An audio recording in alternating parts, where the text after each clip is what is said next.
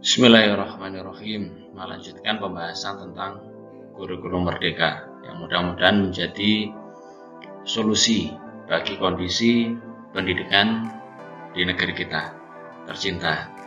Tentu sebagaimana dokter memberikan obat kepada pasiennya, harus tahu dulu masalahnya apa, sakitnya apa, kondisinya bagaimana. Demikian pula saya meyakini bahwa kurikulum merdeka ini dibuat setelah benar-benar memperhatikan kondisi pendidikan di Indonesia. Jadi mudah-mudahan kurikulum merdeka ini setelah kita pahami dengan sungguh-sungguh, kita pahami dengan sepenuhnya, dengan seutuhnya, secara holistik, kemudian kita praktekkan, kita terapkan. Apabila ada hal yang belum jelas, belum tepat dalam pelaksanaannya, kita bisa berkonsultasi kepada pihak-pihak pengawas misalnya, atau dinas atau Kementerian Agama tentang bagaimana agar terselenggara kurikulum merdeka ini dengan sukses berhasil untuk menciptakan pendidikan yang berkualitas di negeri tercinta Indonesia. Bismillahirrahmanirrahim. Ada dua pilihan implementasi kurikulum merdeka di madrasah. Pertama, madrasah yang sudah ditentukan, ya, ditetapkan sebagai pelaksana kurikulum merdeka bisa memilih dua pilihan ini dalam penerapan kurikulum merdeka. Satu, menerapkan beberapa bagian dan juga prinsip kurikulum merdeka tanpa mengganti kurikulum asli atau kurikulum yang diterapkan oleh madrasah itu. Contoh, menerapkan proyek penguatan profil pelajar Pancasila saja, ini sebagai co-kurikuler, sebagai pendamping, ataupun juga bisa sebagai ekstrakurikuler. Dengan konsekuensinya adalah bisa menambah atau merealokasi atau merelokasi jam pelajaran sesuai kebutuhan dan menerapkan pembelajaran sesuai dengan tahap tentunya capaian peserta didik. Ini pilihan yang pertama, bisa menerapkan beberapa bagian dan prinsip dari kurikulum merdeka tanpa belum mengganti kurikulum yang sedang dijalankan di satuan pendidikan tersebut, baik sekolah maupun madrasah. Yang kedua, menerapkan kurikulum merdeka dengan pengembangan berbagai perangkat ajar oleh satuan pendidikan. Jadi menerapkan kurikulum merdeka ini secara utuh, konsekuensinya adalah mengembangkan berbagai perangkat ajar, mulai dari silabus, rencana pelaksana pembelajaran, instrumen penilaian, dan seterusnya di satuan pendidikan tersebut. Nah, sekarang bagaimana strategi penerapan atau pelaksanaan kurikulum merdeka di madrasah? Nah, pelaksanaan kurikulum merdeka di madrasah ditentukan berikut ini, ada dua, kita pahami. Satu, standar isi. Dan ini ada istilah baru yang perlu kita akrabi, bukan kompetensi dasar lagi atau kompetensi inti, tapi capaian pembelajaran atau CP. Mata pelajaran selain pendidikan agama Islam dan bahasa Arab mengacu pada peraturan yang ditetapkan oleh Kementerian Pendidikan, Kebudayaan dan Riset dan Teknologi seperti yang sudah-sudah. Kemudian standar isi dan capaian pembelajaran atau CP mata pelajaran PAI dan bahasa Arab ini mengacu pada peraturan yang ditetapkan oleh Kementerian Agama. Ini seperti yang sudah-sudah. Jadi mata pelajaran selain PAI dan bahasa Arab mengikuti dari Kemendikbud-Ristek, sedangkan mata pelajaran PAI dan bahasa Arab tentu mengikuti dari Kementerian Agama. Nah, ini ada penjelasan lebih lanjut tentang yang dimaksud CP adalah kompetensi dan juga karakter. Jadi tidak hanya kompetensi mengacu pada kompetensi kognitif maupun psikomotorik, tapi juga karakter atau afektif yang akan dicapai, yang mudah-mudahan bisa dicapai oleh peserta didik setelah mereka menyelesaikan pembelajaran pada kurun waktu tertentu. Ya, jadi ini alternatif, ya, pengganti dari kompetensi inti dan kompetensi dasar, yaitu capaian pembelajaran. Kemudian di kurikulum merdeka ini coba kita telaah, ada beberapa part. Kurikulum merdeka ini kurikulum operasional satuan pendidikan. Kurikulum merdeka ini menjadi basis dasar, ya, atau menjadi sumber yang secara fleksibel bisa diadopsi dan diadaptasikan oleh kurikulum tingkat satuan pendidikan, atau sekarang disebut kurikulum operasional satuan pendidikan. Kalau dulu kurikulum tingkat satuan pendidikan, sekarang ada istilah kurikulum operasional. Dan mudah-mudahan dokumen kurikulum itu betul-betul menjadi panduan operasional dalam melaksanakan pembelajaran. Yang pertama, turunannya adalah profil pelajar Pancasila yang rahmatan lil alamin. Ini tambahan dari madrasah. Tidak hanya pelajar Pancasila, tapi pelajar Pancasila yang rahmatan lil alamin. Kemudian ini diturunkan menjadi struktur kurikulum. Kemudian dispesifikkan menjadi capaian-capaian pembelajaran atau CP. Kemudian dari capaian pembelajaran diwujudkan menjadi rencana pelaksanaan pembelajaran atau modul pembelajaran. Kemudian proyek, ada kegiatan penguatan profil pelajar Pancasila Rahmatan lil Alamin. Kemudian untuk pendampingnya proyek ini ada modul proyek, kemudian pembelajaran yang terdiferensiasi, pembelajaran sesuai dengan karakter, bakat, potensi masing-masing peserta didik. Yang jelas diferensiasi itu suatu keniscayaan, karena kita mendapati anak-anak di kelas ya berbeda-beda, ya kemampuannya berbeda-beda, kondisinya berbeda-beda, bakatnya berbeda-beda. Tentu pembelajaran setelah dilaksanakan kita lakukan evaluasi dalam bentuk asesmen pembelajaran. Yang perlu kita ingat bahwa asesmen tidak hanya menilai peserta didik, tapi menilai seluruh proses pembelajaran. Tentu juga kita sebagai fasilitator pendidikan juga kerjasama dengan orang tua. Jadi asesmen tidak hanya menilai peserta didik, tapi menilai sistem secara keseluruhan, interaksi atau hasil kerjasama dari semua pihak yang menghantarkan peserta didik untuk mencapai tujuan pendidikan. Kemudian kita lihat ini ada diagram tentang kerangka dasar kurikulum. Ini ditetapkan oleh pemerintah pusat mengacu pada tujuan pendidikan nasional dan standar nasional pendidikan. Jadi diagramnya alurnya tetap ya ditetapkan oleh pusat, mulai dari tadi yang paling atas pusatnya adalah tujuan pendidikan nasional, kemudian diturunkan menjadi profil pelajar Pancasila ya, yang mengedepankan nilai-nilai Pancasila, kemudian diturunkan menjadi standar kompetensi lulusan. Kalau istilahnya di pendidikan anak usia dini atau PAUD adalah STPPA, standar tingkat pencapaian perkembangan anak kalau tidak salah, STPPA. Kemudian ini diturunkan lagi menjadi standar isi, standar proses, standar penilaian seperti yang sudah. Kemudian diturunkan menjadi struktur kurikulum tadi yang sudah kita bahas. Kemudian menjadi capaian pembelajaran salah lebih spesifik. Kemudian ada perangkat-perangkat tadi dan ditutup dengan asesmen, prinsip-prinsip pembelajaran dan asesmen. Ada keterangan contoh perangkat ajar, misalkan buku teks pelajaran, bahan ajar, modul, worksheet, ya. Proyek profil pelajar Pancasila, contoh program satuan pendidikan dan seterusnya. Ini kita lihat bahwa semuanya didasari fleksibilitas dan dinamika. Satuan pendidikan sangat boleh untuk mengembangkan kurikulum operasional, kurikulum khas madrasah berdasarkan kerangka dan struktur kurikulum sesuai karakteristik satuan pendidikan tersebut. Ya, saya yakin, secara pribadi saya yakin bahwa fasilitasi dan dukungan ini akan bisa mengembangkan kreativitas masing-masing lembaga pendidikan. Yang penting lembaga pendidikan didukung, ya, disemangati, dimotivasi agar percaya diri. Dan lembaga itu sendiri juga tidak menggantungkan pada motivasi eksternal. Ya, lembaga dipimpin oleh kepala sekolah, para tim pimpinan dan semua stakeholdernya yakin, percaya bahwa kita mampu mengembangkan suatu kurikulum pembelajaran yang sesuai dengan konteks lingkungan kita dan sesuai dengan yang dibutuhkan oleh peserta didik, baik konten maupun strategi pengajarannya. Yang penting tentu tidak keluar dari tujuan pendidikan nasional dan sudah dikoordinasikan dengan pihak-pihak yang terkait. Visi dan misi satuan pendidikan, konteks kebijakan lokal. Ini kan diferensiasi pada tingkat madrasah, tingkat sekolah. Setiap sekolah punya visi misi, kemudian punya konteks dan juga kearifan lokal.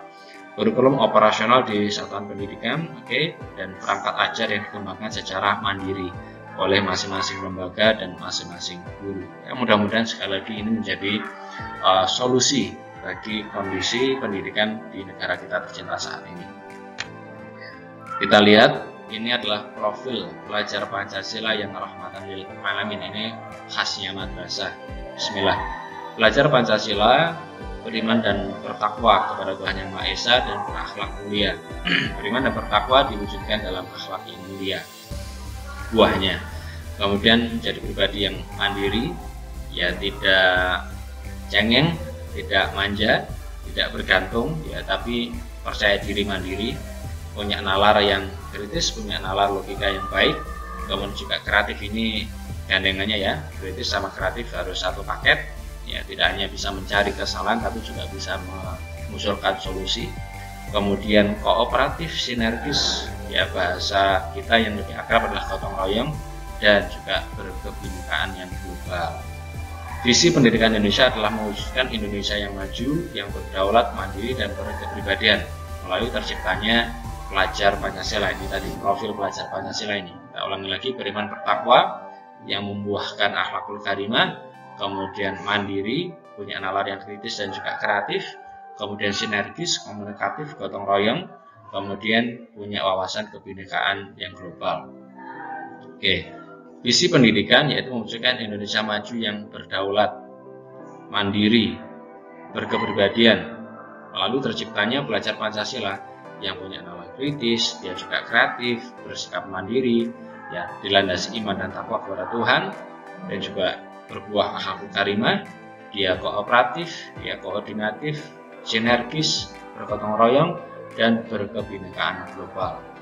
Nah, ini dicapai melalui kegiatan fokus literasi, pemahaman bacaan, membaca, menulis, mendengarkan, menyampaikan, numerasi, hitungan, ya, mulai dari hitungan-hitungan dasar, kemudian nalar-nalar matematis logis, dan punya karakter kepribadian.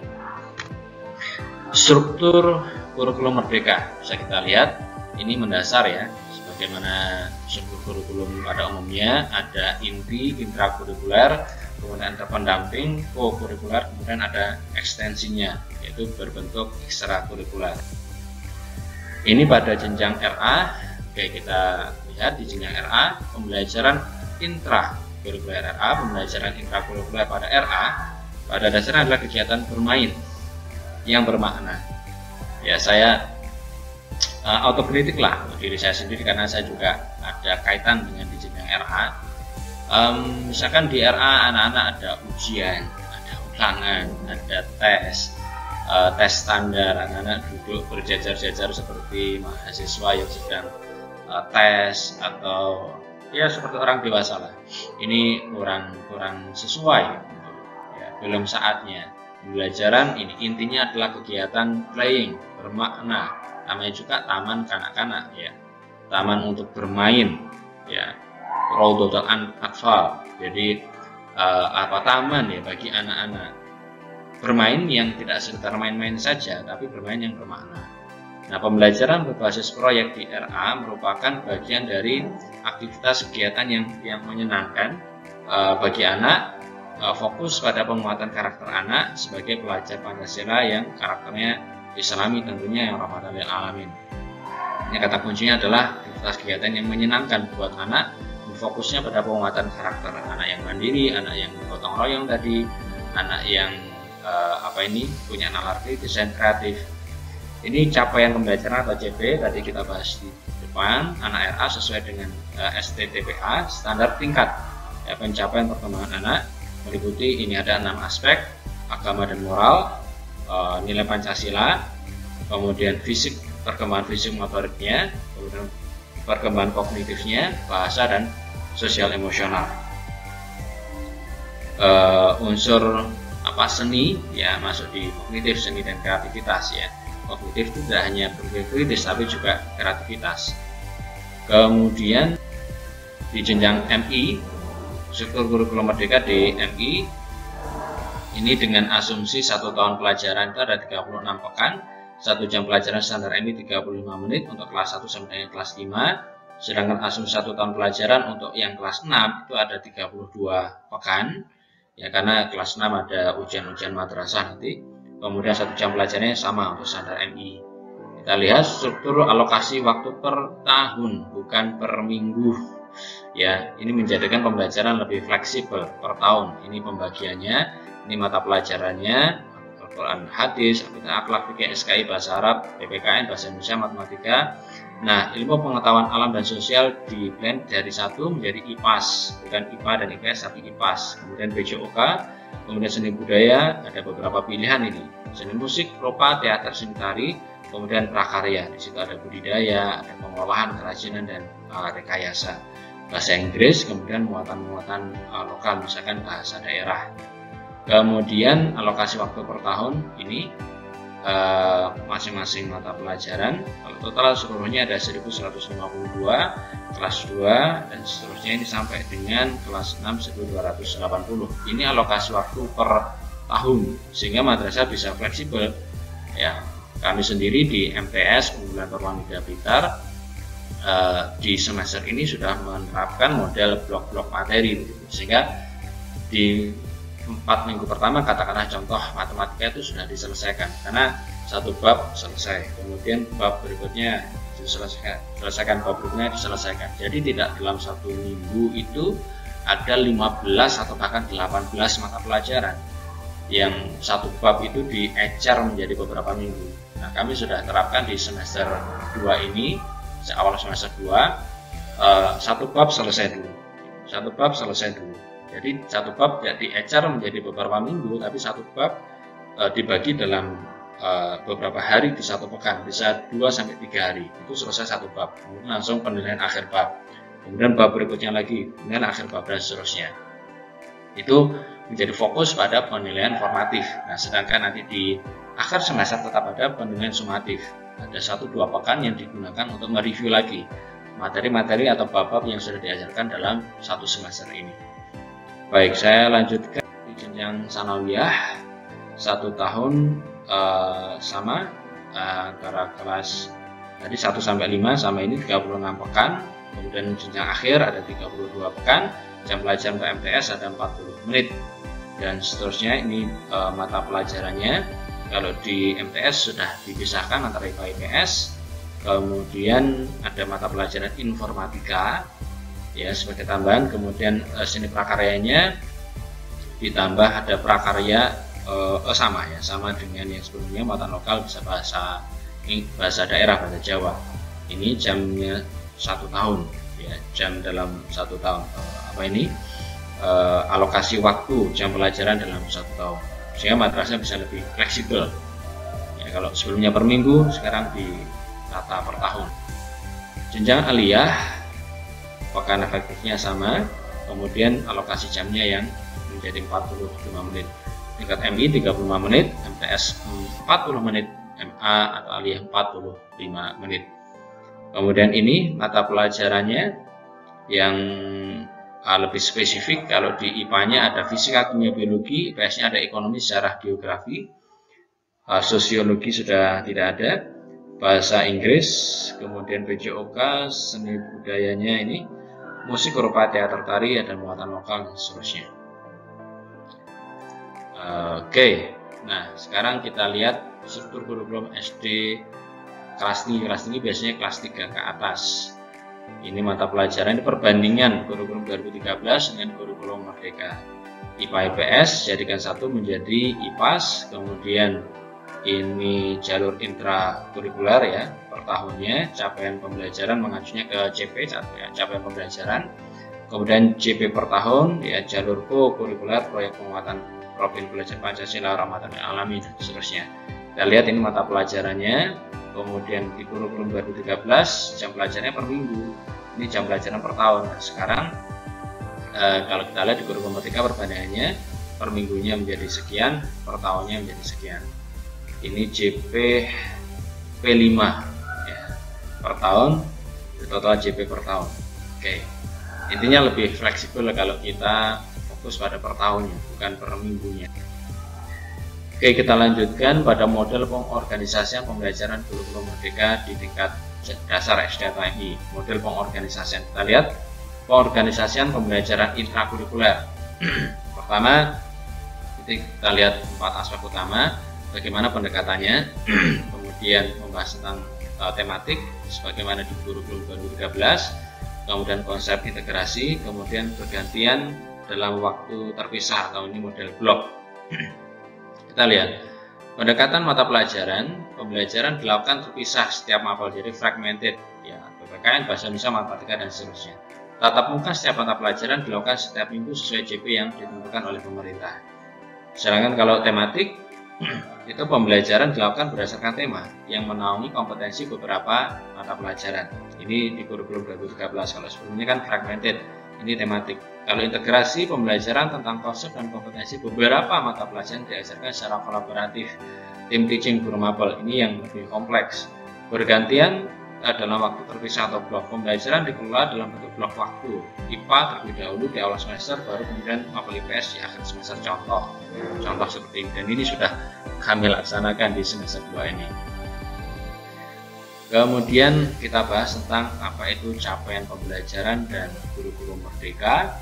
Capaian pembelajaran di guru-guru merdeka pada video selanjutnya. Wallahu a'lam bishawab.